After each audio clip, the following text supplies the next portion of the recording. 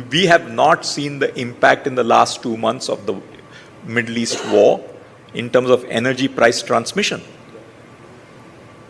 It's coming, and it's coming big, and the consumers have not felt the pressure at all. And think about a consumer with limited income having to spend more directly on fuel and indirectly on other items for fuel, or dependent on fuel. The shock is coming. We had old inventory. We had the ability for oil companies to be the shock absorber. And it's a large amount of money. Therefore, I don't think you're very far away from the shock, unless, and this is where I don't have an answer, and I suppose none of us have an answer, or probably if there is anybody else in the world who has an answer, unless Iran war stops tomorrow morning. आदाब, नमस्कार। मैं अजहर शमीम और आप देख रहे हैं देश दुनिया। दोस्तों, प्रधानमंत्री जी ने अपील की, एक बार नहीं बल्कि 2 बार की, लेकिन मामला वही कि खुदरा नसीहत दूसरा फजीहत। यानी आप तो सिर्फ नसीहत कर रहे हैं और दूसरों की फजीहत हो रही है। जनता से अपील कर रहे हैं लेकिन खुद अमल नहीं कर रहे हैं। उनकी पार्टी के नेता हों, चाहे मंत्री हो, चाहे विधायक हों, उनकी शान और शौकत में कोई कमी ना आने पाए।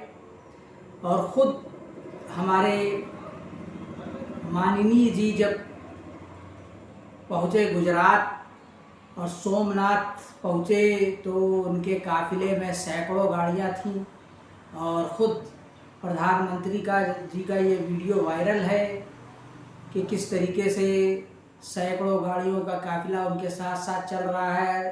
बड़े बड़े आयोजन हो रहे हैं, और मध्य प्रदेश में एक आरएसएस का नेता जो दर्जा प्राप्त मंत्री बनाया गया, तो वो जब पहुंचा कार्यालय तो उसके भी स्वागत में या उसकी काफिले में सैकड़ों गाड़ियां थी, और लोगों का कहना है कि कम से कम 3000 लीटर पेट्रोल फूंक दिया गया, और जिधर जिधर से वो काफिला गुजरा वहाँ जाम लग गया। इतनी बड़ी संख्या में गाड़ियाँ ले जाने का क्या तुक बनता है, ये तो वही बता सकते हैं।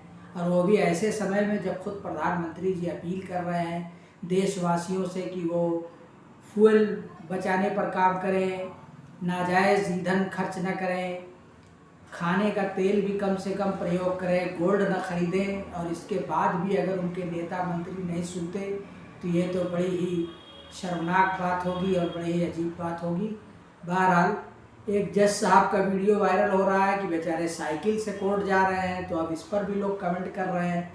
लोगों का कहना है कि जज साहब जिस तरीके से कोर्ट जा रहे हैं, खुद तो साइकिल पर है, लेकिन उनके साथ जो लाव लश्कर चल रहा है वो गाड़ियों पर है। साथ में गाड़ी भी चल रही है, उनके सिक्योरिटी वाले चल रहे हैं। तो अब लोग सवाल कर रहे हैं कि ये वाकई प्रधानमंत्री जी की अपील पर अमल है, उसी का असर है, या फिर रिटायरमेंट के बाद राज्यसभा में जाने का जुगाड़ है।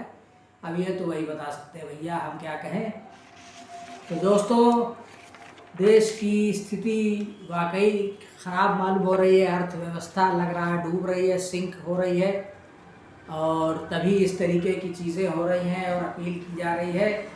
हमारे यहाँ उत्तर प्रदेश में भी फैसला हुआ है। हमारे मुख्यमंत्री जी ने कहा है कि ज़्यादातर कार्यालयों में जहाँ तक संभव हो काम घर से किया जाए, वर्क फ्रॉम होम हो, और कोरोना काल की तरीके से वर्चुअल मीटिंग बुलाई जाए, और स्कूल कॉलेजेस में भी सरकारी बसों का भी इस्तेमाल हो, वो भी स्कूल कॉलेज तक बच्चों को ले जाएं, और जो भी लोग हैं वो अपनी पर्सनल गाड़ियों का इस्तेमाल ना करें तो अच्छा होगा, या कम से कम करें और पब्लिक ट्रांसपोर्ट का इस्तेमाल करें।